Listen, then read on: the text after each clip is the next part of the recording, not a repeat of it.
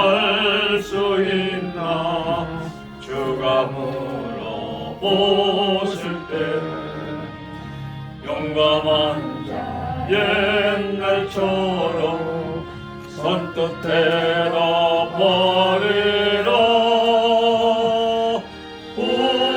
우리의 심령 주의 것이니 당신의 영상 만드소서. 주인도 따라 살아갈 동안 사랑과 충성 날 마치오리라.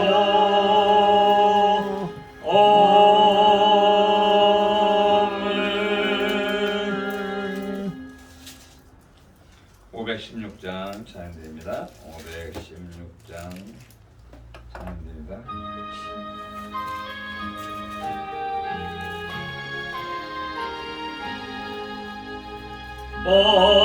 가난한 사람 복이 있나니 천국이 저들의 천국이요.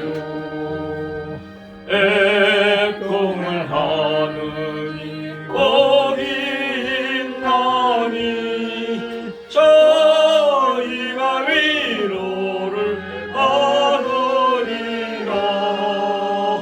온유한 사람은 복이 있나니 그 땅이 기업이 될 것이요. 의사모하느니 복이 있나니 저희가 배부를 것이로라. 긍휼히 여기며 복이 있나니 긍휼히 여김을 받으리라. 마음 정결한 사람 복이 있나니 저희가 하나님 볼 것이라. 화평케 하느니 복이 있나니 저희가 하나님 아들이요. 핍박을 받느니 복이 있나니 천국이 저들의 것임이라.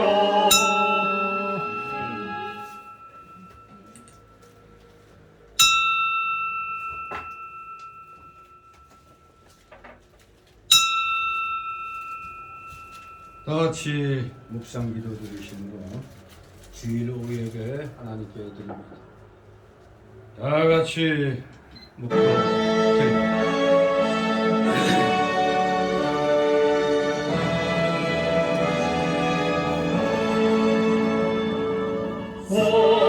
성부성자와 성령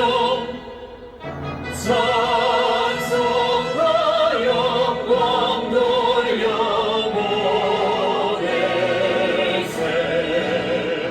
대초로 지금까지 또 영원 무궁토록 성삼이 내 영광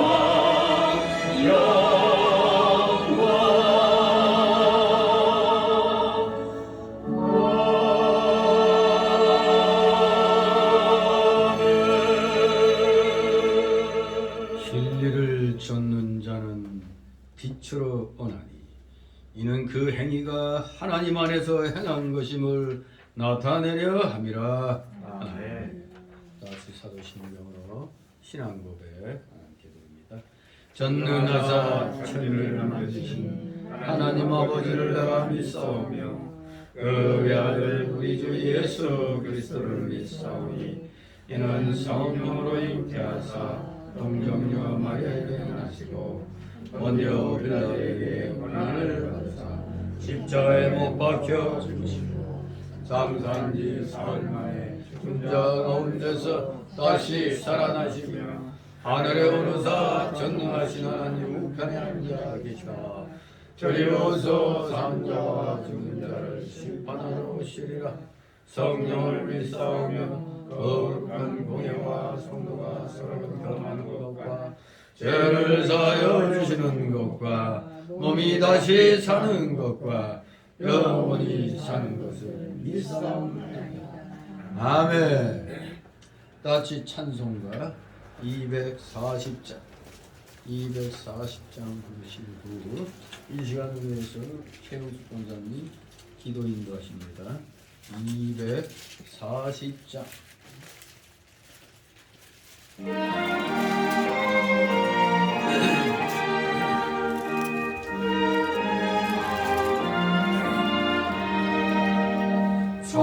사랑 되신 말씀 하늘을 지혜요 변하지 않는 진리 온 세상 빛이라 주 말씀 성경에서 영원을 내게 둥글들이 널 찬송하리라 주께서 세운 점에 이 말씀 받아서 기이한 빛을 비춰 온 세상 밝힌다 귀중한 성경 말씀 근거가 귀하고 주님의 귀한 것을 잘 그려놓아 이 말씀 깃발처럼 그 높이 날리니 어두운 바다 위에 등대와 같도다 이거에 같은 세상 일평생 지날 때 그 말씀 나의 길에 등불이 되도다 주님의 몸된 교회 빛나는 은혜요 이 세상 만민 앞에 비추게 하소서 저방한 하늘 길속 이름을 따라서 주 얼굴 볼 때까지 잘 가게 하소서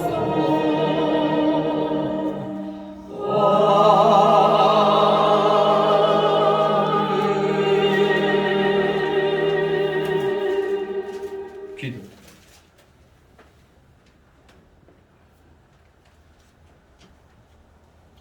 거룩하시고 존귀하신 하나님, 우리를 사랑하셔서 예수 그리스도의 보혈 공로 안에서 우리를 부르시고 하나님의 형상으로 빚어 자녀 삼아주신 은혜를 찬양합니다.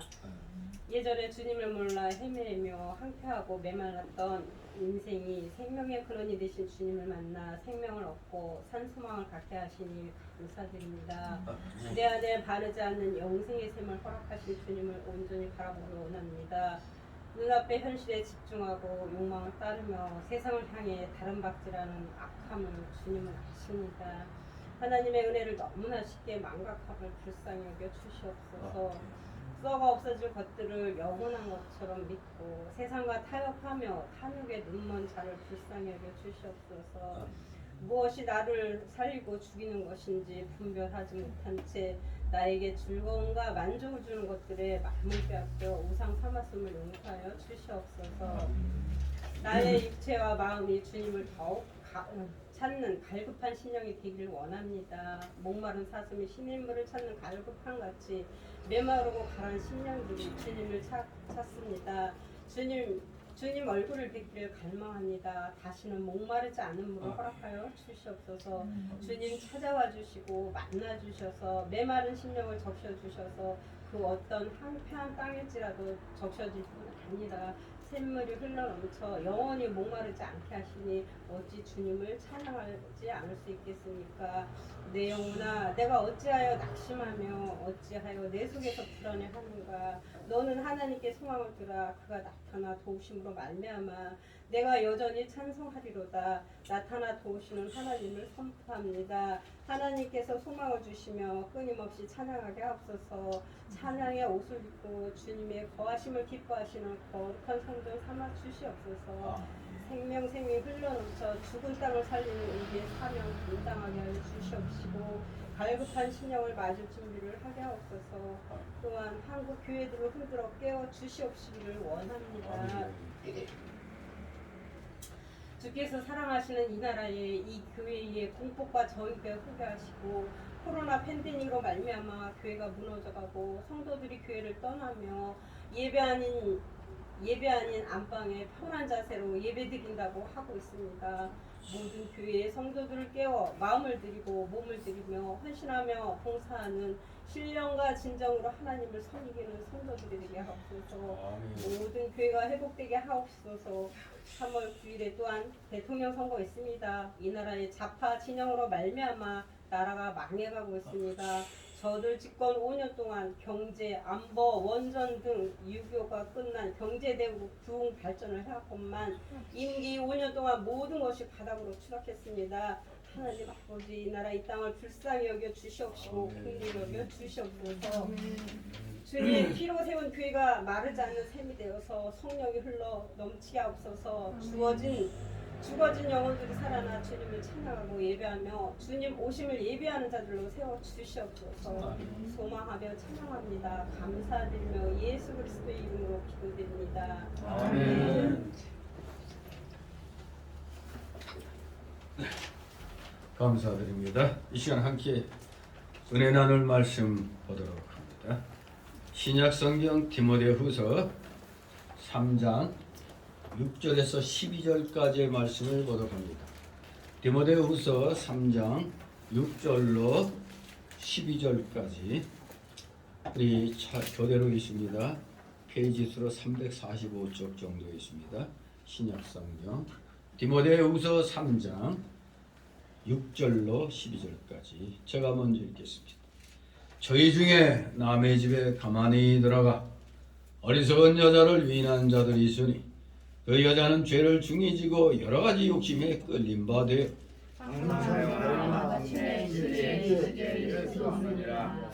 얀네와 얀브레가 모세를 대적한 것 같이 저희도 진리를 대적하니 이 사람들은 그 마음이 부패한 자요 믿음에 관하여는 버리운 자들이라. 그러나 저희가 더 나아가는 것처럼 저두 사람의 기쁨과 같이 저희가 있는 것이라. 나의 교훈과 행실과 의함과 믿음과 오래 참음과 사랑과 인내와 핍박과 고난과 또한 미혹과 이원이와 내게 주께서 이 모든 것 가운데서 나를 보시느니라. 다 같이 무릇 그리스도 예수 안에서 경건하게 살고자 하는 자는 핍박을 받으리라. 아멘. 네. 오늘 제목은 바울의 그 간증 가운데 참된 신앙의 길과 봉사의 길이 무엇인가를 지금 바울 사도가 악한 자들과 대조해서 자신을 간증하면서 또 신앙의 아들 디모데에게 그리고 모두에게 이렇게 제목에 넣은 것처럼 참된 신앙의 길, 참된 봉사의 길을 교훈하고 있습니다. 이 3장은 한마디로 말세에 나타날 죄악들과 그 대비책을 전체적으로 얘기해주고 있는 겁니다.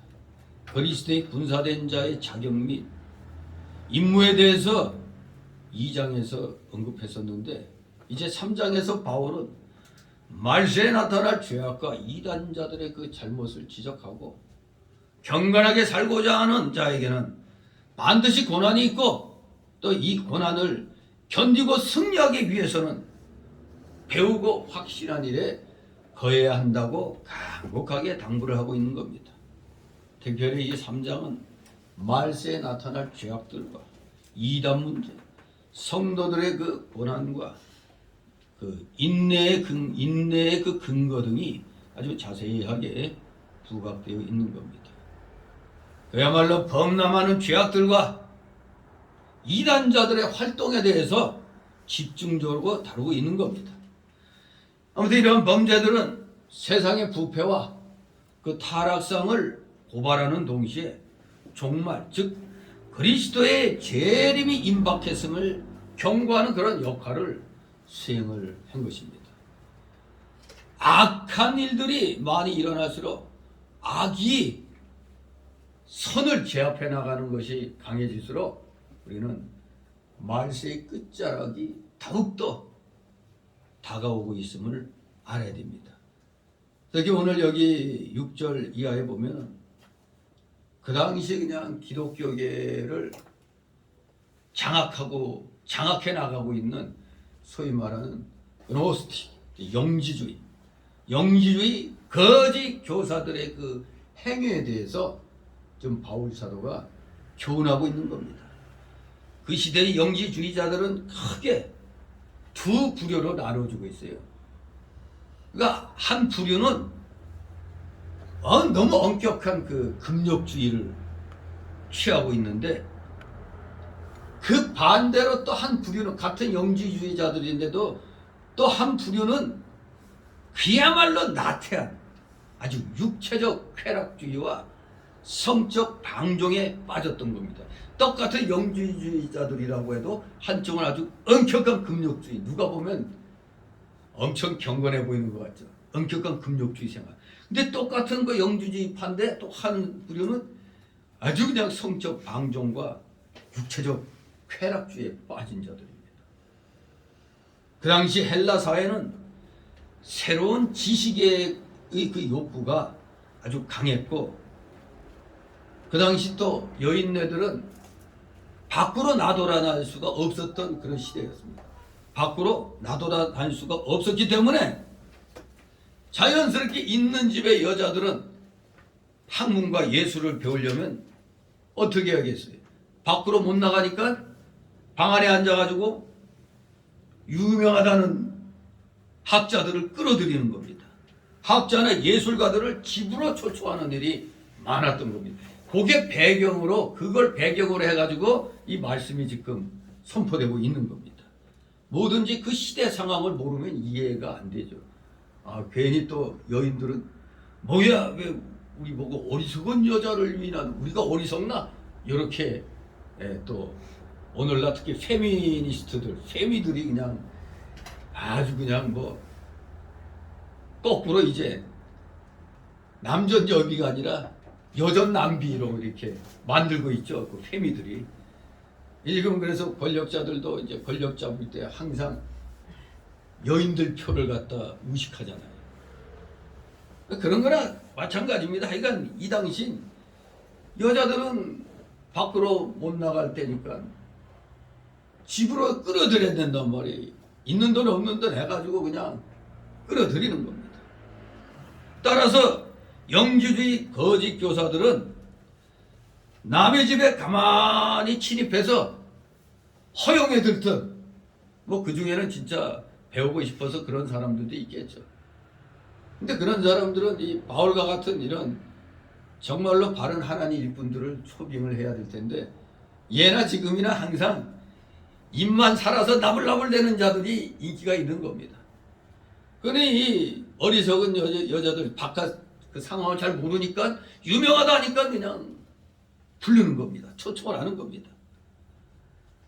그러니 이 영지주의 거짓 교사들이 특히 한 부류가 어떤 부류라고요? 육체적 쾌락주의와 성적 방종에 빠진 그런 영지주의 거짓 교사들이 완전히 이 여인들은 그들의 밥이 됐죠. 그래서 이 어리석은 여자들을 유혹하고 잘못된 이단 사설과 가리킬 수 없는 성적 타락에 이 영지주의 거짓 교사들이 이 세상 물정 모르는 여인들을 이렇게 유혹을 했던 겁니다. 자, 그래서 바울 사도가 디모데에게 그리고 우리 모두에게 참된 신앙의 길, 참된 봉사의 길이 무엇인가를 교훈하는 겁니다. 그래서 오늘 이 본문을 세 단락으로 나눈다면 첫째는 6절, 7절로 성도는 어리석은 여자들처럼 되면 안 된다는 겁니다. 성도는 어리석은 여자들처럼 되면 안 된다. 두 번째 단락으로는 8절, 9절 성도는 진리의 대적자가 되면 안 된다. 그리고 마지막 세 번째 단락으로 10절, 12절 성도는 하나님의 은혜로 바울의 믿음을 본받는 자가 되어야 한다. 이렇게 세 단락으로 나눠서 오늘 이 내용을 살펴봅니다. 먼저 첫 번째 단락 6절에서 7절 성도들은 어리석은 여자들처럼 되면 안 된다는 겁니다. 6절이 있습니다. 저희 중에 남의 집에 가만히 들어가 어리석은 여자를 유인한 자들이 있으니 그 여자는 죄를 중지고 여러 가지 욕심에 끌린 바 되어. 아멘. 저희 중에 바로 그 당시 대표적인 이단이 누구라고요? 영지주의자들. 노스틱이라고도 그러는데 영지주의자. 저희는 말세에 고통하는 때에 특성을 지닌 자들로 한마디로 불경건하고 악한 자들을 가리킵니다. 이 영지주의자들은 진리 외에 또 다른 진리가 있다는 거예요. 한마디로 하나님, 구약의 하나님은 악한 하나님, 신약의 하나님은 선한 하나님. 아니 완전히 성경 위에 자신들의 그 교리를 놓는 자들이 있죠. 이들은 부활을 부인하죠. 부활을 부인하기 때문에 왜? 이 온갖 더러운 이 육체가 다시 부활한다는 게 있을 수 없는 거거든요. 아무튼 자기들 나름대로 신령한 어떤 지혜 뭐 이런 것을 갖다 추구한다는데 성경 외에 무슨 놈의 진리가 있습니까? 성경 외에 뭐 딴소리 헛소리 하는 거 고상하게 보여도 그건 다 악한 영의 사상입니다. 마귀 사상인 겁니다. 바로 저희 중에란 말이 그 영지주의자들 말하는 겁니다. 이 영지주의자들. 또 다른 지혜가 있는 거예요. 그의 어떤 지혜, 다른 지혜를 갖다 추구하는 자들. 성경 위에 무슨 놈의 진리가 있고 지혜가 있어요. 그리고 벌써 하나님도 구분이 되잖아. 무슨 악한 하나님, 선한 하나님이 어디 있어? 하나님은 모든 것이 선한 하나님인데 절대 선이잖아요, 하나님을. 근데 지들이 뭐라고 이걸 또 악한 하나님, 선한 하나님 뭐 이렇게 나눕니까? 아무튼 그들은 성경 위에 자기들 신학을 놓고 있는 겁니다. 그런 자들은 한마디로 뭐 고상하게 얘기해서 무슨 영지주의하지만 한마디로 불경건하고 악한 자들입니다. 이런 자들. 그들 중에 가만히 남의 집에 들어와가지고 물론 초청했으니까 들어가는 거지 뭐 가만히 들어갔다고 그래서 무슨 도둑같이 들어간 게 아니라 그 당시에 그 밖으로 나다닐 수 없던 여인들이 이제 자신들의 학문과 예술을 익히려고 불러들이는 겁니다. 초청하는 겁니다. 그러니 이들이 들어가서 보니 저 허영에 들뜬 여자들 그리고 세상 물정 모르는 여인들 돈 많은 여인들 많은 거죠. 그러니 그런 어리석은 여자를 그런 자들을 다 한 단어로 어리석은 여자라고 이제 말하는 겁니다. 이들이 그냥 딱하니 초청받아 가만히 들어가가지고 이런 여인들을 유인하고 있었던 겁니다. 어리석은 여자라는 원어를 보면 귀나이 카리아라는 단어인데 작은 여자들, 즉 보잘것없는 여자들, 어리석은 여자들이란 뜻을 갖고 있습니다. 그런데 바울 사도가 이제 이 여인들을 세 가지 종류로 묘사를 합니다. 이 여인들이 어떤 여인들이었느냐? 첫째로 그들은 죄를 중히 진 자들이었다고 말하고 있습니다. 중히 지었다는 표현은 죄의 무거움을, 즉 죄의 무거운 짐을 의미하는 겁니다. 무거운 짐. 한마디로 그들의 죄는 한두 가지 죄가 아니고 한두 번의 죄가 아니고 누적된 무거운 짐이 된 그런 죄였던 것입니다. 우리가 일반적으로 죄는 무거운 짐이라고 그러잖아요. 죄의 짐은 무겁잖아요. 죄는 하여간 짐이잖아요. 짐. 죄라는 짐 떠안고 있으면 얼마나 힘듭니까? 그것은 벗어버려야 할 무거운 짐입니다. 그런데 이 죄의 짐은 어떻게 해야 벗어날 수 있어요? 어떻게 벗어던질 수가 있습니까?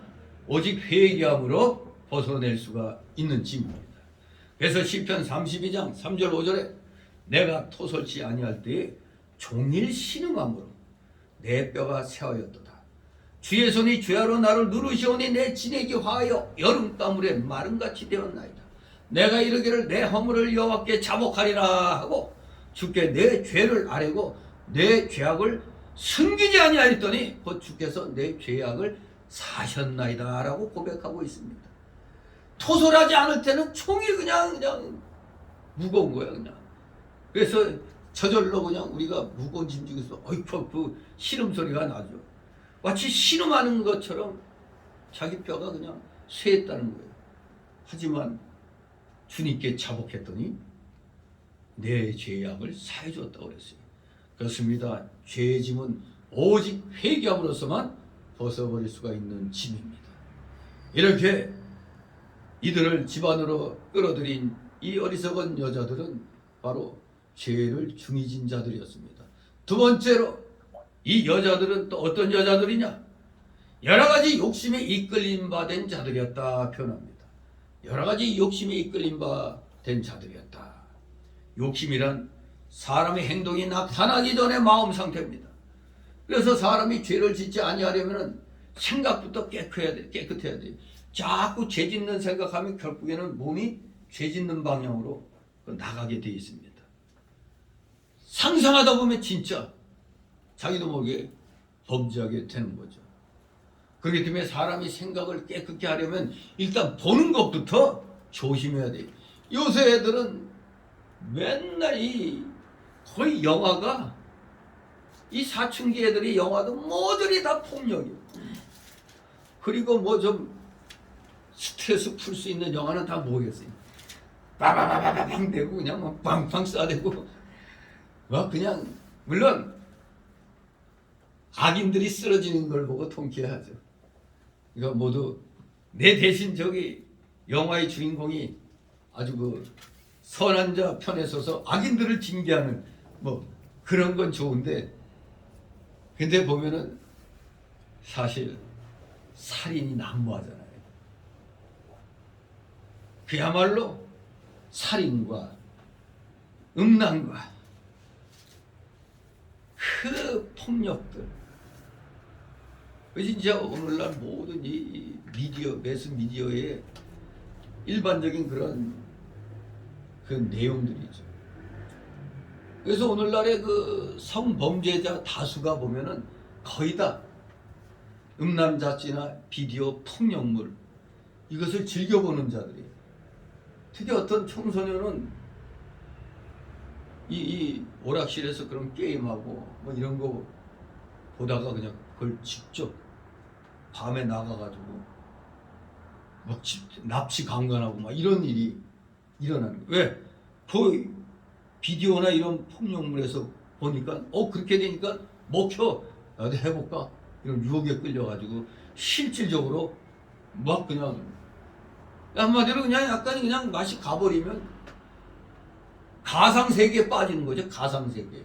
실질적으로 그렇게 행동하게 되는 거예요. 그래서 보는 게 중요한 겁니다. 보는 거. 그래서 임산부들이 임신하면은 듣는 것도 그렇고 보는 것도 그렇고 항상 좋은 거, 선한 거 그런 거 보라고 그러잖아요. 음식도 조심해야 되고 보는 것도 듣는 것도 다 조심하는 겁니다. 그런데 오늘날에는 모든 문화가 그러다 보니까 그야말로 흑암의 사회죠. 흑암의 사회. 여기에다가 또 그냥 공산주의 사상 가진 자들이 거짓말에 거짓말 해대니까 이게 나라가 아니죠. 그냥 나라가 온통 개판이에요.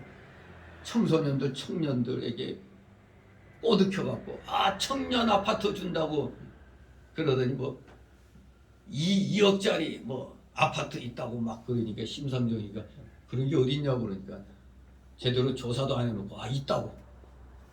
있긴 있어요. 어디에? 경기도에 보니까 25년 된 아파트. 청년들에게 아주 뭐 꿈 같은 얘기를 해주면서 그냥 싸게 이제 할 수 있다고 해놓고 그 싼 게 알고 봤더니 이거 뭐야 지은 지 오래된 그런 아파트 같다. 그러니까 지도 자신 제대로 모르면서 2, 3억 얘기하는 거죠. 정말로 오늘날 이 앞으로 이 나라를 이끌고 갈 사람들이 이 청소년 청년들인데 이들의 지금 모든 것이 지금 절망 가운데 빠져 있잖아요. 그러니까 더욱더 애라고 그냥 폭력에 더 그냥 몰입하게 되는 경우가 있습니다.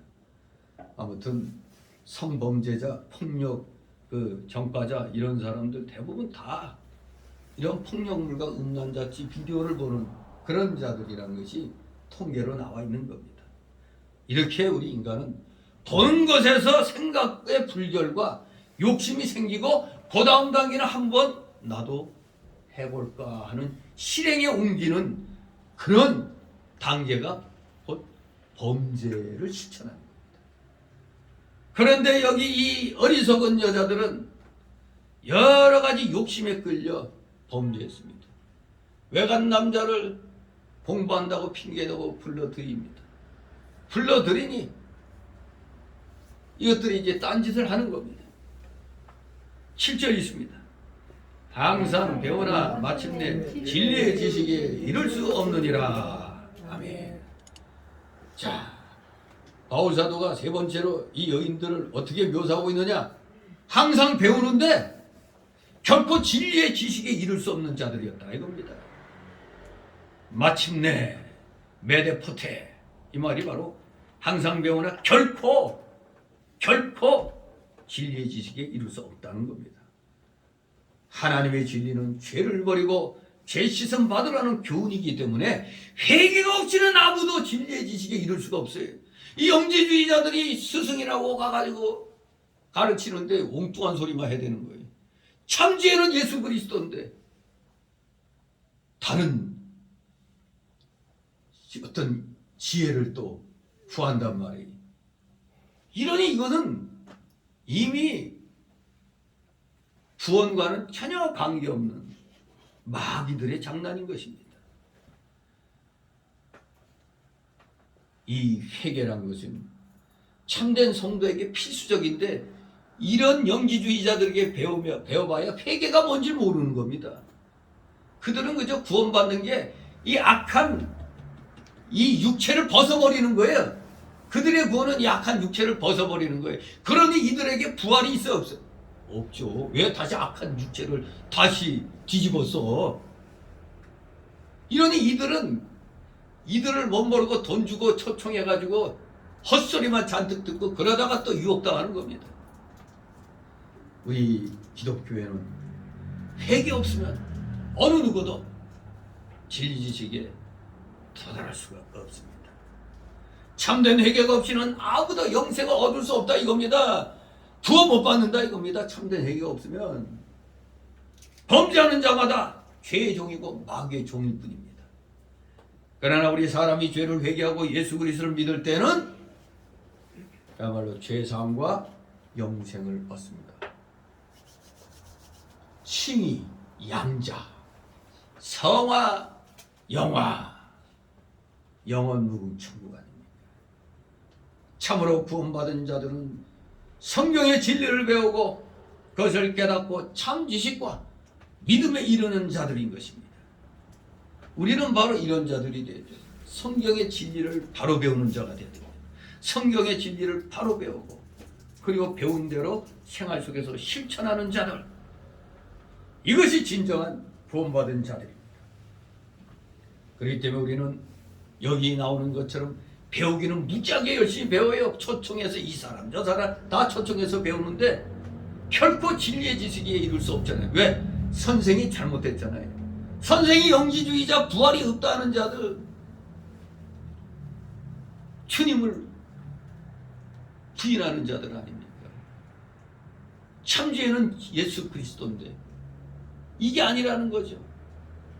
한마디로 이원론 사상이 이원론이더라고요. 말이 안 되는 거죠. 어떻게 악한 하나님이 있고 선한 하나님이 있습니까? 바르게, 그러니까 바른 사람에게 배워야 되는 겁니다. 그러니 이런 자들에게 배우니 저 여자들은 어리석고 가련한 자들이라고 할 수밖에 없습니다. 이렇게 우리 성도들은 여기에 등장하는 이런 어리석은 여자처럼 돼서는 안 되는 겁니다. 두 번째로 8절 9절 진리의 대적자가 되어서는 안 되는 겁니다. 성도는 진리의 대적자가 되면 안 된다. 8절 있습니다. 얀네와 얌브레가 모세를 대적한 것 같이 저희도 진리를 대적하니 이 사람들은 그 마음이 부패한 자요 믿음에 관하여는 어려운 자들이라. 아멘. 예. 여기 본문에 나타난 이 영지주의 거짓 교사들의 특징은, 하여간 이 거짓 교사들의 특징 첫째, 제일 먼저 항상 나오는 게 진리와 복음 사역자들을 대적하는 겁니다. 진리와 복음 사역자들을 대적해요. 디모데전서 6장 3절 5절에도 그렇고 베드로후서 2장 1절에도 공통적으로 나타나는 겁니다. 거짓 교사들은 성경의 진리와 복음 사역자들을 대적하는 겁니다. 두 번째로 이들의 특징은 마음이 부패하여 완전히 파괴된 자들입니다. 이미 마귀에게 팔린 자들이에요. 이들은. 그리고 이들의 세 번째 특징은 그리스도를 믿는 믿음에서 떨어져 나가 영원히 멸망할 자들이라는 점입니다. 이런 자들에게 돈 줘가면서 배우는 이 자들이 얼마나 어리석어요.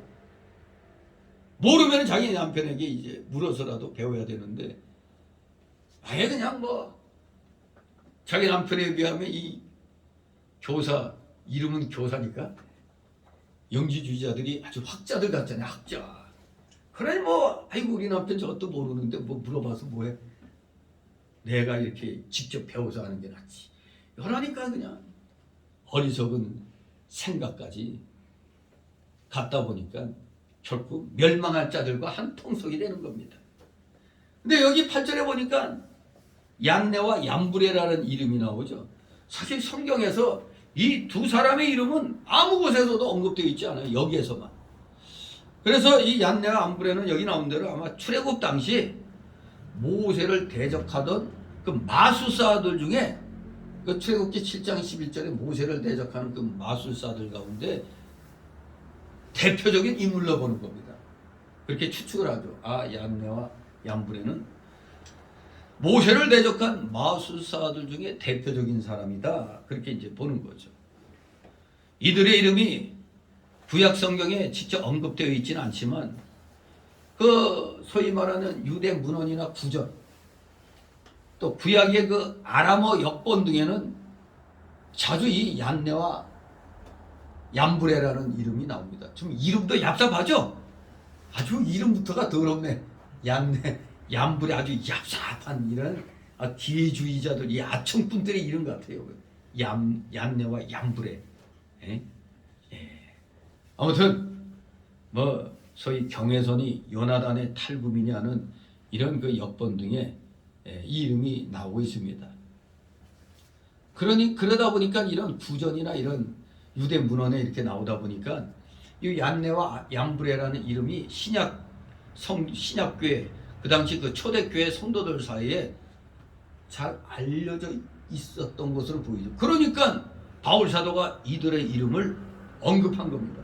전혀 모른 다음에 이런 이름 언급할 필요가 없는데 유대 사람들은 유대인들은 되게 이제 구약을 갖다 공부를 많이 했다 보니까 그리고 또 그 외에도 이 외경 뭐 가격 이런 것을 또 많이 보고 구전 같은 걸 듣다 보니까 얀네 얀브레라는 이름을 들어본 겁니다.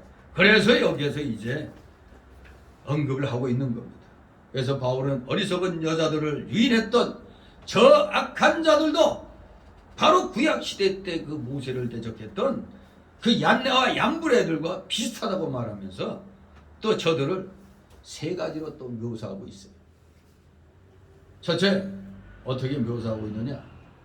그들은 진리를 대적하는 자들이었다 이겁니다. 즉 영지주의자들, 이 거짓 교사들이 세 가지 형태로 묘사되는 겁니다. 아까 6절 7절에서는 어리석은 여자들의 세 가지로 묘사됐는데 이제 여기서는 이제 여기 영지주의 거짓 교사들을 세 가지로 지금 묘사하는 겁니다. 그들이 출애굽 당시 모세를 대적했던 인물 중에 대표적인 얀네와 얀브레라는 이름을 들어가지고 그들과 니들이 비슷하다 얘기하는 겁니다. 첫째가 진리를 대적하는 면에서 그들과 같다는 겁니다. 진리를 대적하는 자들이었다 이겁니다. 저들이 바울이 전한 하나님의 진리는 사람이 그것을 믿고 구원을 받아야 할 진리인데 도리어 그 진리를 믿지 않고 순종하지 않고 도리어 그것을 잘못했다고 불신하고 거절하고 대항하니까 저들이 얼마나 불쌍한 자들입니까? 혼자 고고한치 하면서 아주 무슨 아주 더 높은 영적인 지혜를 구한다고 폰만 잡고 있는 겁니다. 얼마나 불쌍해. 두 번째로 이들을 뭐라고 묘사했느냐? 마음이 부패한 자들이었다 묘사합니다. 마음이라는 원어는 누수라는 단어입니다. 누수. 즉 이 뜻은 생각이에요. 생각. 마음이라고 번역을 하고 있지만 사실 생각이란 말입니다. 사람의 생각. 이 생각이 중요하죠. 내가 어떤 생각을 하느냐에 따라 일이 이루어지고 안 이루어지고 하는 일이 있잖아요. 사람의 부패는 그 생각의 부패에서 비롯되는 겁니다. 생각이 삐딱하니까 맨날 삐딱한 얘기만 나오잖아요. 우리가 그걸 우리 오늘날 시대에 너무나 잘 알고 있죠. 또 거시기한 놈 또 얘기 안 할 수 없네. 그 전명이 입만 열면 거짓말 하도 많이 하니까 어느 날은 자기가 거짓말 했는데도 모르고 또 그냥 엉뚱한 얘기를 또 해대는 거예요. 그러니 벌써 참 삶이 거짓된 삶을 사는 사람이었구나 알 수가 있는 거죠. 그런데 그런 자를 갖다 잘하고 있는 거 아니냐고 이 실드 치는 놈들 보면 그건 인간이 아니죠. 그거는 머리가 있는 게 아니라 머리가 없는 게 아니라 대가리가 없는 거예요. 그건. 그런 죄악된 놈을 갖다 실드 치고 옹호하는 놈들은 그건 아예 생각이 부패한 놈들입니다. 그거는 어떻게 거짓을 밥 먹듯이 하고 아예 드러난 그 엄청난 거짓말을 갖다 그걸 어떻게 그냥 감싸려고 하고 있어요. 벌써 부패한 놈은 똑같이 생각부터가 부패한 겁니다. 우리 한국 사람들은 오늘날 너무나 그걸 잘 맨날 그냥 부딪히고 있는 겁니다. 맨날 보고 있잖아요. 저것이 또 오늘 무슨 거짓말 하나. 거짓말을 커버하려고 또 거짓말. 또 이 거짓말을 또 커버하려니까 더 거짓말. 그러다 바닥이 나는 겁니다. 그러다 보니까 이제 이상한 데까지 가죠.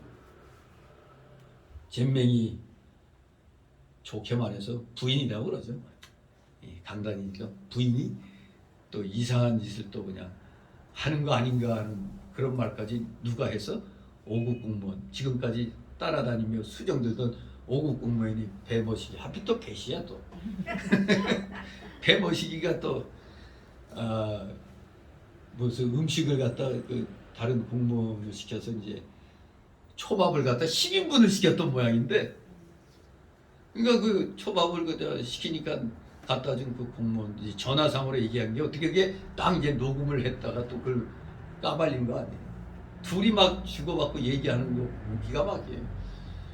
그 잘 드셨나? 어떻게 두 사람이 아무리 많이 먹어도 6인분이면 될 텐데 10인분을 먹어댔으니 도대체 어떻게 된 거야? 그러니까 그 5급 공무원이 그 여자도 그 배 씨도 자기도 잘 모르겠지만 좀 이상하다고 생각하는 모양이에요. 영화에서 나오는 기생충 영화 있죠? 기생충 영화 보니까 그 지하에 숨어 사는 사람이 있었잖아요. 그래서 그런지 기생충이 있는 건가? 아니면 사귀는 남자가 있는가? 이런 식으로 막 이 얘기를 막 주고받는 게 그냥 완전히 방송 유튜브 통해서 다 퍼졌잖아요. 그러니까 졸지에 그 부인은 또 이제 또 색안경 쓰고 또 보게 되는 거예요. 왜냐면 그렇게 옆에서 수정 들던 사람이 이상하다 하고 그런 얘기를 하니까 도대체 10인분 그 많은 걸 누가 먹냐 이거야. 뭔가 누군가 딴 사람이 있다는 얘기 아니에요. 그러다 보니까 속여는 남자친구가 이제 그런 얘기까지 이제 나오는 거죠. 정말로 그러니 토론회에서 제대로 토론하겠어요? 막 거짓이 막 드러나고 막 그냥 부정한 게 막 드러나니까 그냥 제대로 그냥 답변도 제대로 못하는 거 보면 사람이 정직해야 되는 겁니다. 정직해야 모든 일에 있어서 자신감 있게 내세울 수가 있어요. 아무튼 부패한 사람은 생각 자체가 부패하기 때문에 그냥 모든 게 다 그냥 엉망진창이 되는 겁니다. 그렇기 때문에 우리 인간의 구원은 즉 하나님이 우리를 구원시켜 주시는 구원의 계획은 우리 인간의 생각부터 바꿔놓는 겁니다. 생각의 새로워짐입니다. 생각의 새로워짐에서부터 시작돼요. 우리가 하나님을 알고 죄악의 무서운 정체를 알고 그래서 죄를 미워하고 떠나는 생각의 변화, 이 생각의 변화가 없이는 진정한 회개도 참된 구원도 없는 겁니다.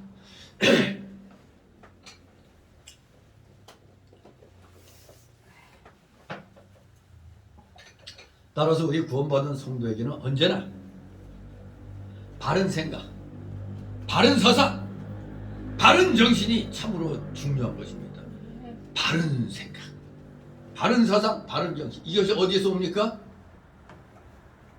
하나님 말씀을 바로 배우는 데서 나오는 겁니다. 하나님 말씀을 똑바로 배우는 데서 바른 생각이 들어가니까 바른 사상으로 내가 정립이 되고 내가 바른 정신을 가지고 우리의 인생을 살아가게 되는 겁니다.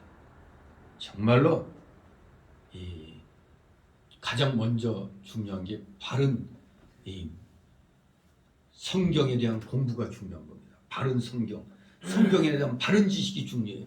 그래야 바른 생각을 하고 바른 사상을 가지고 바른 정신으로 이 세상을 살아갈 수가 있는 겁니다. 그러나 저들은 이미 그 생각부터가 부패한 자들이었습니다. 먼 놈이 하나님이 악한 하나님이 있고 선한 하나님이 있어요. 이것부터가 잘못된 거 아닙니까? 세 번째로 그들은 믿음에 관하여 버리운 자들이었다고 표현합니다. 예수 그리스도를 믿는 믿음은 모든 사람의 것이 아니라고 합니다. 믿는 자가 있고 믿지 않는 자가 있잖아요. 이상하죠? 우리 가족 중에도 아무리 같이 믿음 생활을 하자고 해도 죽었다 깨어나도 안 하는 사람이 있죠. 이 부부간에도 처음에 연애할 때는 결혼하면 열심히 믿음 생활하겠다 해놓고 막상 결혼에 꼴이 나면 그건 내가 결혼하기 위해서 한 말이지 이런 소리 하는 거예요. 속으면 안 되는 거예요. 그래서 미리 결혼하기 전에 또 세례도 받고 믿지 아니한다면 전도해가지고 세례 받고 그리고 결혼을 하도록 해야 되는 거죠. 진실로 내가 이렇게 열심히 믿고 모범을 보이는데도 이상하게 가족 중에는 안 믿는 자가 있다 이겁니다. 하나님께서 만세전에 택하신 자들은 믿을 것이나 택하시지 않은 자들, 곧 버려두신 자들은 우리도 어쩔 수 없죠. 그런데 우리는 이 사람이 택함받은 자인지 택함받지 않은 자인지 몰라요. 그러니까 일단은 죽었다 생각하고 그냥 전하는 겁니다. 그래서 다행히 숨 거둘 때라도 신앙을 고백하면은 성공한 거지만 죽는 순간에도 나 몰라 하면은 그럼 택함받지 못한 자라는 증거가 되는 겁니다. 그래서 우리는 특히 이제 임종을 눈앞에 둔 사람들에겐 그래도 물어보는 게 있죠. 예수님을 믿는다면은 눈을 한번 깜빡거려봐라. 이 말이 믿어지면 깜빡거려봐라. 이래가지고 이제 그 마지막을 이제 그 마지막 순간까지 복음을 전하죠. 예수 믿어야 구원받고 천국 간다는 걸 아직 숨이 끊어지기 전까지는 이 정신이 아직은 있어요. 이게 있기 때문에 숨이 끊어지는 그 순간까지 전해야 돼요. 그러니까 눈을 한번 깜짝거려 보라든가 아니면 손가락을 깜짝거릴 수 있으면 한번 이렇게 해보라고 이렇게 이제 시키죠. 그러면 또 전하는 사람도 신이 나서 또 그냥 기도도 하고 그러는 겁니다. 아무튼 이 세상에는 믿는 자, 믿지 않는 자 어쩔 수 없는 겁니다. 그래서 우리 인생에게 있어서 가장 큰 행복이 뭡니까? 예수 믿고 구원받는 겁니다. 이게 가장 큰 행복입니다. 예수 믿지 않는 것은 가장 큰 불행입니다. 그런데 저 영지주의자들은 안타깝게도 예수 믿는 믿음이 없는 자들이었습니다. 한마디로 멋대로 살자 이거예요. 육체적 쾌락주의. 이 썩을 몸, 이 부패한 몸은 아무렇게 해도 괜찮아. 그러니까 지탕망탕 그냥 쾌락만 누리다가 죽으면은 아주 뭐 정말로 그게 구원인 겁니다. 그게 죄된 몸을 벗어나는 게 구원이에요. 그들은 웃기죠. 그러니까 부활이라는 건 있을 수가 없는 거예요. 아니 죄된 몸을 벗어나는 게 구원인데 어떻게 다시 재림 때 우리가 부활을 해? 죄의 몸을 입고. 이게 완전히 성경과는 다른 거죠. 그래도 기독교 탈을 쓰고 있으니까 또 오늘날 자유주의, 그러니까 오늘날로 말하면 자유주의랑 비슷한 거죠. 성경을 성경대로 믿지 않는 자들. 아무튼 저 영지주의자들은, 저 거짓 교사들은 믿음이 없는 자들이었습니다. 9절이 있습니다. 그러나 저희가 더 나가지 못할 것은 저 두 사람의 된 것과 같이 저희 어리석음이 드러날 것입니다. 아멘. 아무튼 이 영지주의자들 믿음에 관하여 버리운 자들이었는데 저 악한 자들이 이렇게 진리를 대적하고 생각이 부패하고 믿음이 없는 자들로 행동하고 있지만은 그들의 어리석음은 마침내 드러날 것입니다. 자기들만이 최고예요. 진작 성경의 진리는 대적하고 우리 믿는 사람 입장에서 볼 때 완전히 저것들 그냥 쾌락주의, 방종주의 이렇게 나가고 있으니 완전 우리 기독교인들, 정상적인 기독교인들 눈에는 저들은 완전히 부패하고 믿음이 없는 자들로 행동하고 있다. 이렇게 우리는 보지만 저들은 그걸 모르고 우리가 맞다 하고 이렇게 행동하지만 결국 그들은 그 정체가 드러나고 마는 겁니다. 원문에 보면 여기 9절에 모든 사람에게라는 말이 첨가되어 있어요. 모든 사람에게 저희 어리석음이 드러날 것입니다. 하나님을 대적하는 자는 누구나 어리석은 자입니다. 가장 어리석은 자입니다. 가장 어리석은 자. 진리를 대적하는 자는 어리석은 자의 대명사입니다. 죄를 짓는 자도 그렇고 죄를 해결할 줄 모르는 자도 그렇고 예수 그리스도께 대한 참된 믿음이 없는 자도 다 어리석은 자입니다. 이런 어리석음은 마침내 다 드러나게 될 것이라 이겁니다. 지금은 학자인 양 고고한 채 아주 무슨 멋진 사상을 얘기하는 거지. 이원론을 다 얘기하면서 우리는 이 약한 부패한 이 육체를 벗어버려야 돼. 벗어나야 된다 하면서 그냥 되게 고상하게 보이잖아요. 그러니 집안에서 이런 자들을 끌어들여가지고 이 강의를 듣다 보니까 아 맞아. 그들에게 그냥 쏙 빠져버리는 겁니다. 하지만 저들의 어리석음은 마침내 참된 진리를 증거하는 자들 앞에서 만천하에 여기 말한 대로 원문에는 모든 사람에게 즉 만천하에 드러나게 된다는 겁니다. 잠시 잠깐은 거룩한 척 고고한 척 행동할 수 있으나 참된 기독교인 눈에는 벌써 저것들은 틀린 놈들이다. 하지만 너희들 반드시 그 악이 드러날 거다 했더니 과연 때가 되니 그들의 어리석음이 다 드러나는 겁니다. 마지막 세 번째로 10절 12절 성도는 하나님의 은혜로 바울의 믿음을 본받는 자가 되어야 한다. 바울의 믿음을 본받으라 이겁니다. 성도는 10절 있습니다. 나의 경과 행실과 의함과 믿음과 오래 참음과 사랑과 인내와 아멘. 이 10절 시작할 때 원문에는 그러나라는 말이 먼저 나와 있습니다. 한마디로 바울은 저 악인들과 대조하면서 자신에 대해서 이제 간증하는 겁니다. 그러나 나의 경험과 행실과 의함과 믿음과 오래 참과 사랑과 인내와 그리고 모든 것들을 이제 배우라는 겁니다. 나의 교훈. 바울이 오직 전파하고 가르친 하나님의 진리를 가르칩니다. 그것은 복음적 교훈이며 성경적 교훈입니다. 또 나의 행실.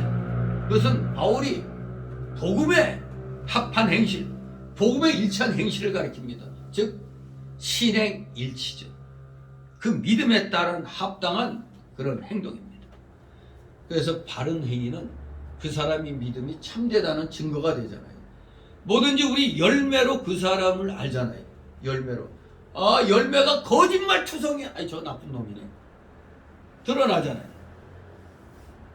열매가 참 신실해. 아, 저 사람 참 믿음이 올바른 사람이구나. 바른 신학을 공부한 사람이구나. 이렇게 알 수가 있는 겁니다. 진실로 바른 행위가 참된 믿음의 증거라는 걸 기억하시 바랍니다. 그러나 선한 행위가 없는 믿음은 분명히 가짜죠. 선한 행위가 없어. 아니 예수 믿는 사람에게 선한 행위는 기본인데 그게 없어. 그럼 가짜 아니면 뭐요? 죽은 믿음이죠. 가짜 아니면 죽은 믿음이 되면 안 되잖아요. 자, 그리고 바울의 의향을 배우라고 그랬어요. 의향. 행위의 동기, 행위의 의도를 말하죠. 남은 그것을 잘 모르지만 우리 하나님은 그것을 나보다도 더 잘 아시죠. 그리고 또 진실한 친구들도 바울의 의향을 알 것입니다. 또 믿음은 보이지 않는 하나님을 믿고 그의 아들 우리 주 예수 그리스도를 믿고 그의 말씀인 성경을 믿는 것. 이게 바울의 온전한 믿음 아닙니까? 바울은 참으로 믿는 자였고 이제 이 믿음을 다른 이들에게 전파하고 있는 겁니다. 우리도 받았으면 전파해야 돼요. 그리고 이것만으로는 안 되고 오래 참음도 배워야 됩니다. 오래 참음. 바로 이러한 믿음이 오래 참음을 필요로 함을 보이는 겁니다. 하나님을 믿는 자는 그의 약속을 참고 기다려야 돼요. 사람은 절대 하나님의 그 하시는 일 다 이해 못합니다. 그저 하나님이 보여주시는 것만 이 성경에 나온 것 외에는 우리 모릅니다. 하나님이 계시해 주는 것 외에는 우리는 다 이해하지 못해요. 사람은 하나님의 작정된 시간표를 도무지 알 수가 없습니다. 그러나 한 가지 확실한 건 있죠. 하나님은 살아계시고 참되신 하나님이시라는 것. 그리고 약속하신 모든 것 반드시 그대로 이루실 거라는 이 사실. 이것은 우리 확실히 믿고 있죠. 살아계시고 참되신 하나님이시오. 그러니까 계획하신 모든 것들은 반드시 이루어진다. 이것을 우리는 분명히 확신하고 있습니다. 참된 성도는 바로 그러한 하나님을 믿고 오래 참는 겁니다. 또 바울의 사랑은 하나님의 윤리적 교훈의 요점이 사랑입니다. 바울은 바로 이런 사랑을 실천한 사람이죠. 하나님의 윤리적 교훈. 예수님께서도 서로 사랑하라는 세 계명을 제자들에게 바로 오늘 우리에게도 주셨습니다. 또 바울의 이 인내. 인내는 사랑에 있어서 아주 필수적이죠. 필수적인 덕입니다. 믿음의 오래 참음이 뒤따르듯이 사랑에도 인내가 뒤따르는 겁니다. 그래서 그 유명한 고린도전서 13장은 무슨 장? 사랑장이라고 그러죠. 그 사랑장에서 바울 사도는 사랑을 설명하면서 사랑은 오래 참는다고 표현하고 있습니다. 오래 참는다. 인내 아닙니까? 이 사랑의 인내는 특히 다음에 나오는 두 가지 일, 즉 11절에 나오는 핍박과 고난에서 큰 의미를 갖게 됩니다. 11절 있습니다. 핍박과 고난과 또한 안교와 이고님과 루스드라에서 당한 일과 어떠한 핍박받은 것은 네가 과연 보고 알았거니와 주께서 이 모든 것 가운데서 나를 건지셨느니라. 아멘. 바울은 많은 핍박들과 고난들을 받았습니다. 우리는 바울이 어떠한 상황에 놓이게 된 걸 사도행전을 통해서 다 알게 되잖아요. 예루살렘 올라가면 분명히 붙잡혀서 고초당하고 결국 로마로 압송될 거라는 걸. 그 무수한 그 바울의 그 전도 과정 중에 죽을 뻔한 적도 여러 번 겪었다고 그랬잖아요. 바다에서, 육지에서 많은 고난들을 받은 걸 압니다. 핍박과 고난 속에서도 바울 사도는 인내해 왔습니다. 왜 그렇게 할 수가 있습니까? 바울이 하나님과 주 예수 그리스도를 사랑했고 또 그의 택한 백성 복음으로 구원을 받아야 할 백성들을 사랑하기 때문에 이런 핍박과 고난들을 참아내는 것이 가능했던 겁니다. 만약에 바울의 심령 속에 진솔한 사랑이 없었다면 절대 이런 많은 고난과 핍박을 견뎌낼 수가 없었을 겁니다. 안디옥과 이고니온과 루스드라에서 당한 일이 바로 그 핍박과 고난의 예들이었습니다.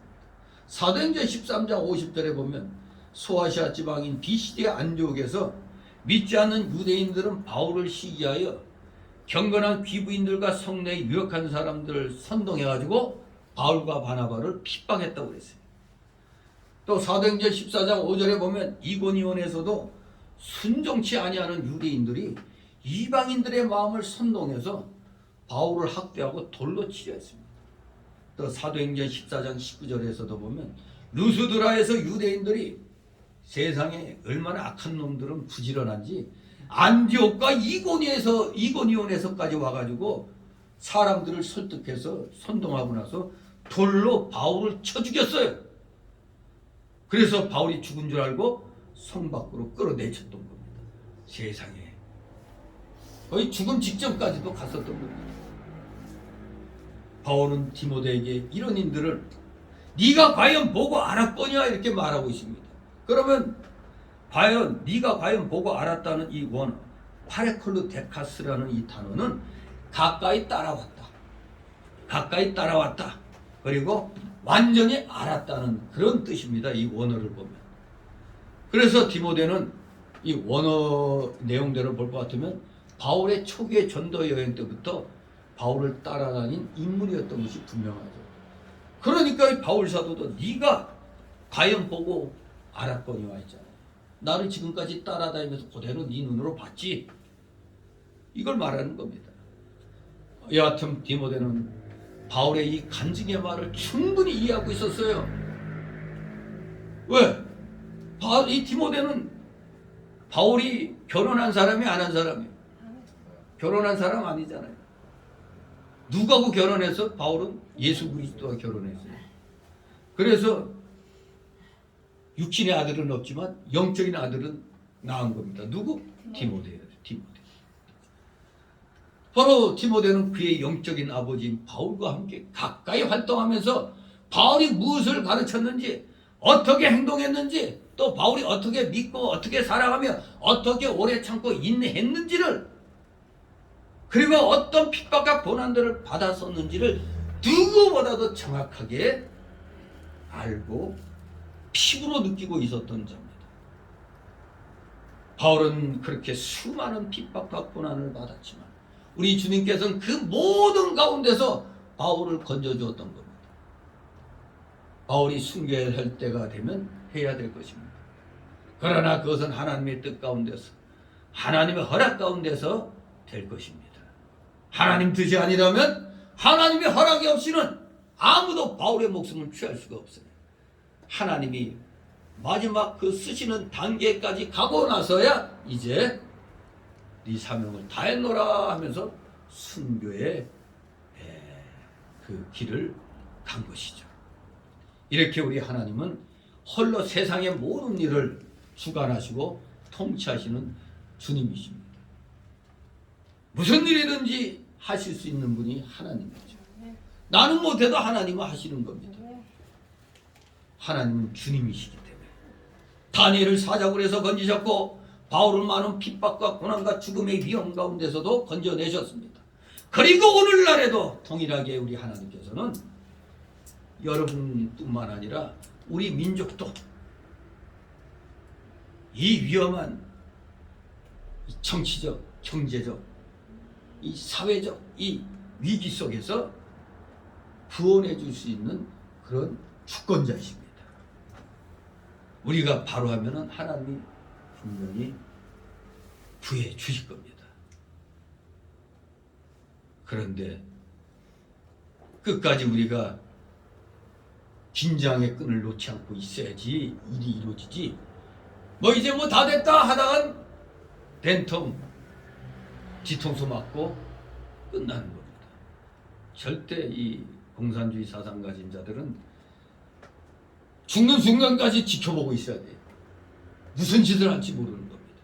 끝까지 지키면서 우리의 소중한 표들을 감시해야 됩니다.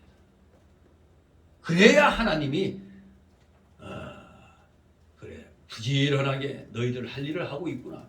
하나님도 할 일도 안 하고 있는 자들 도우시는 분이 아니잖아요. 맨날 구하기만 하면 안 되잖아요. 구하고 나면 어떻게 하라고? 찾으라고 그랬잖아요. 너 뭘 주겠다 하면 찾아야죠. 찾았으면 그걸로 끝나는 게 아니죠. 두드려 열고 들어가야죠. 근데 우리 한국교회는 대부분 첫 단계 구하는 단계에서 다 이룬 것처럼 생각해요. 행동이 없습니다. 행동이 찾아서 두들겨야 되는 행동을 하지 않아요.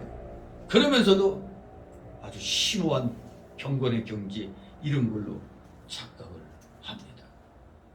하나님이 그러면 안 도와주시는 겁니다. 끝까지 인간으로서 해야 할 도리는 하면서 기도하고 행동으로 나가야 됩니다. 그래서 우리는 오직 주 하나님 앞에서 신실해야 됩니다.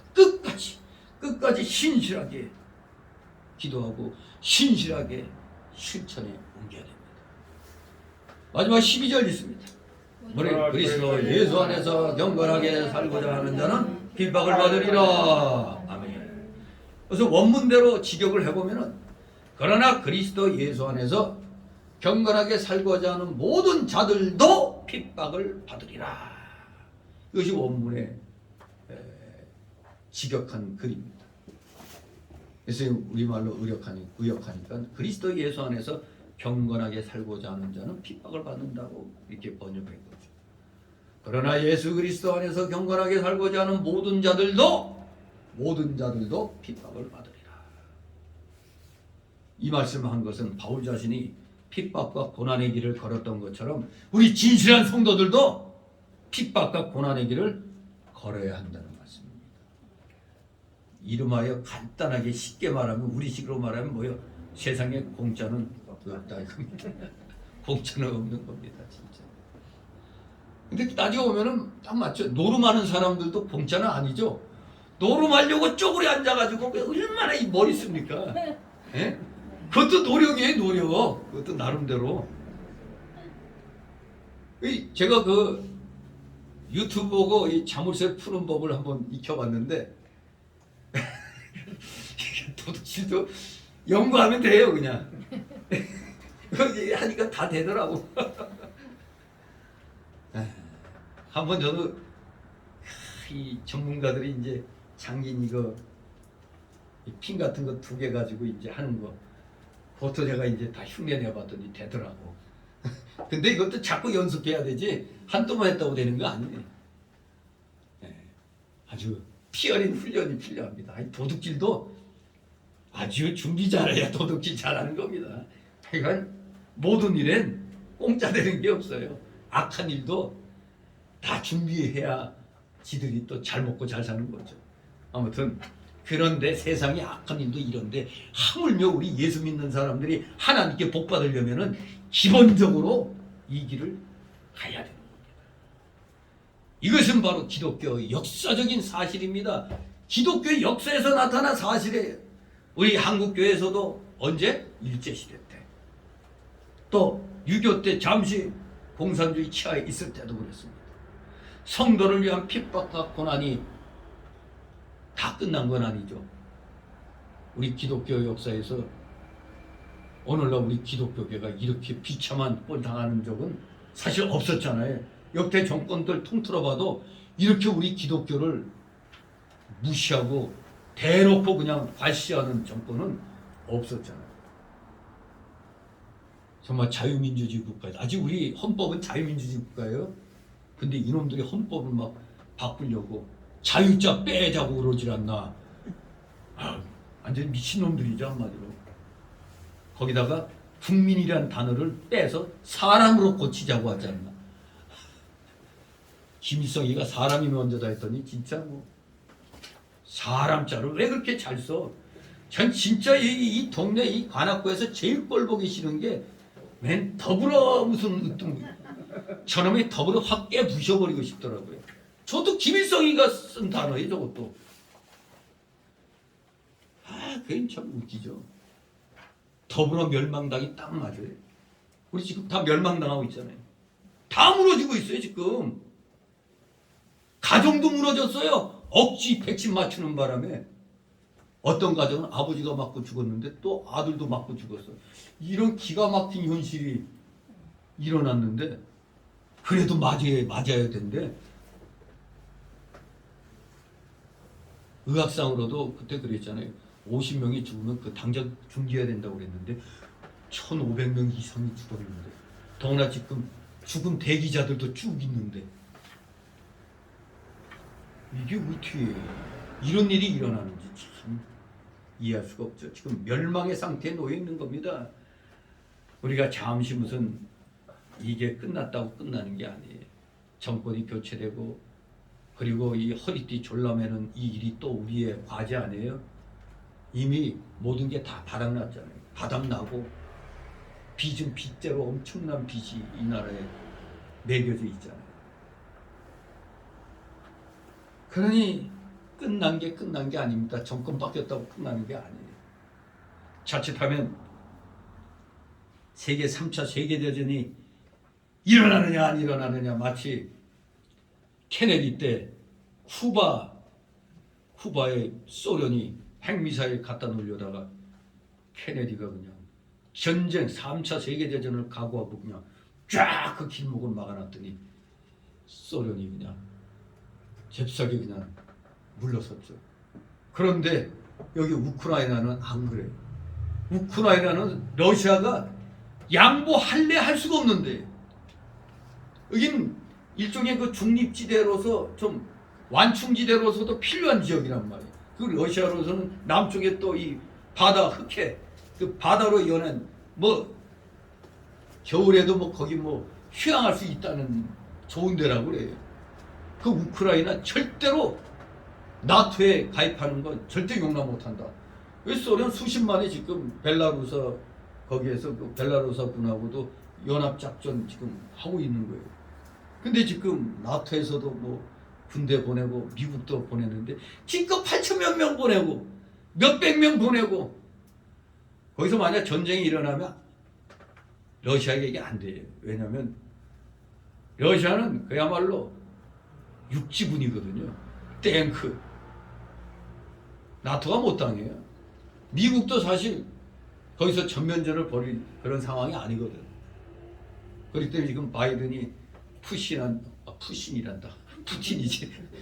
푸틴하고 뭐 전화 통화를 막 하고 있다는데 지금 그야말로 일촉즉발이라고 그러는데 그야말로 거기서 미국이 그냥 쓱 물러나면은 미국 체면이 완전히 구겨지는 거고 러시아는 또 거기서 굴복하면 러시아 체면이 완전히 말이 안 돼버리는 거거든요.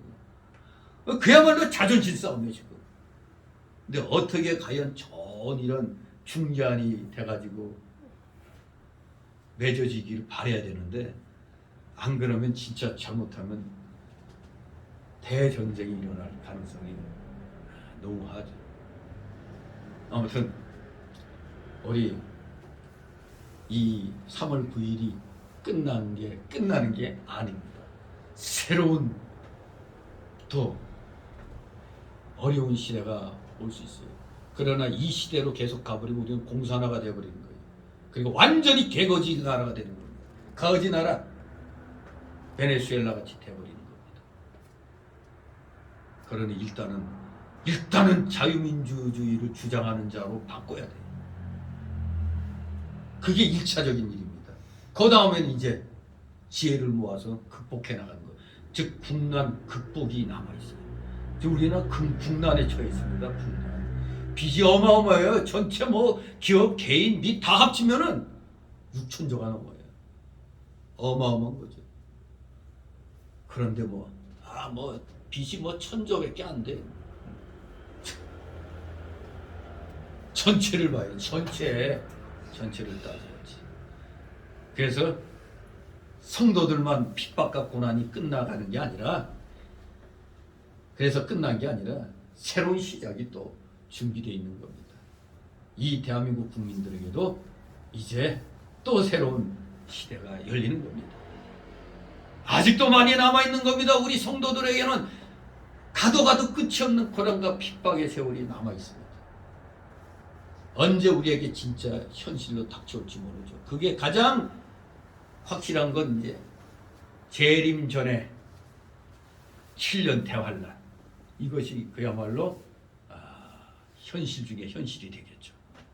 하지만 그건 성경이 이미 얘기하고 있잖아요. 그러니까 우리는 알고 대비해야 되죠. 우리는 항상 그것을 각오하면서 바르고 진실하게 살아야 돼요. 왜? 하나님은 7년 대환란 중에 뭐를 준비해 놓으셨다?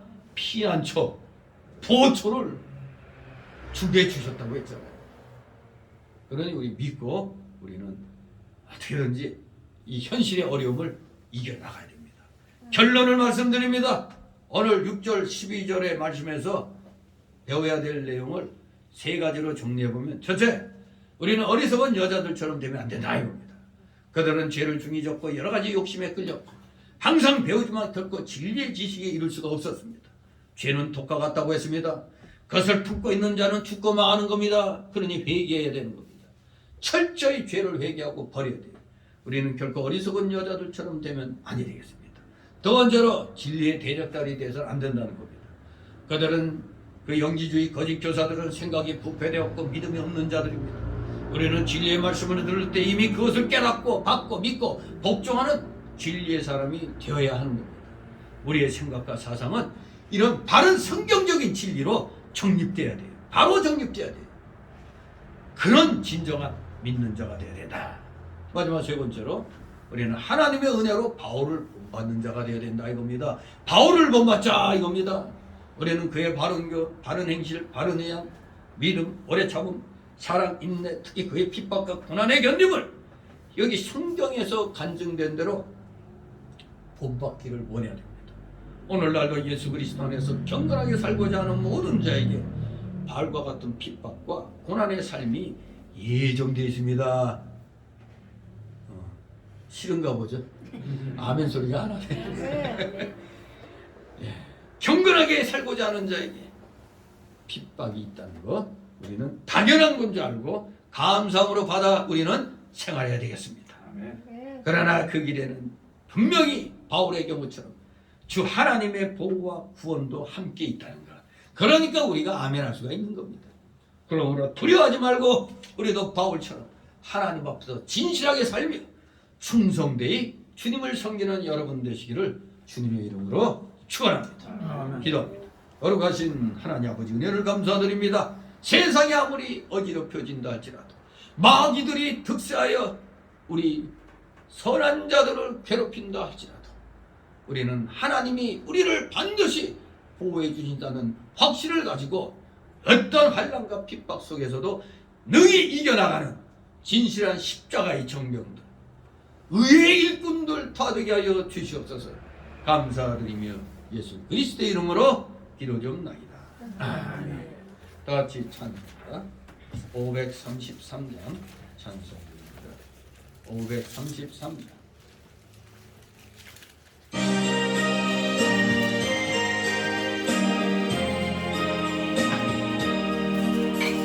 내 맘에 주여 소망 되소서. 주 없이 모든 일 헛되어라. 밤이나 낮이나 주 힘세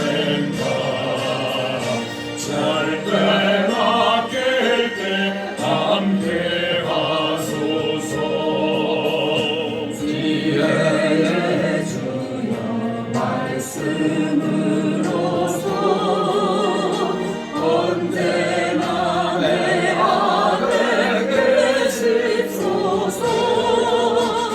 주는 내 아버지 가능하니 주 안에 내가 늘 살고 세상의 영광당한 대원들 언제나 주님은 나의 기여 주님만 내 맘에 계시오니 영원한 주님 잠귀하셔라. 영원한 주님 내 승리의 주 하늘의 기쁨을 주옵소서. 어떠한 고난이 닥쳐와도 만유의 주여 소망 되소서.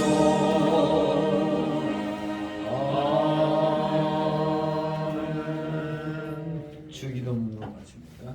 하늘에 계신 너희 아버지 이름이 거룩히 받으시오며 나라의 마옵시며 뜻이 하늘에서 이와 같이 땅에서 이루어지이다. 오늘날 우리에게 원하는 양식을 주시고 우리가 우리에게 죄진 자를 사하는 것 같이 우리의 죄를 사하여 주시고 우리를 시험을 하게 하시고 다만 악에서 구하소서. 대개 나라와 권세와 영광이 아버지께 영원히 싸움나이다. 아멘.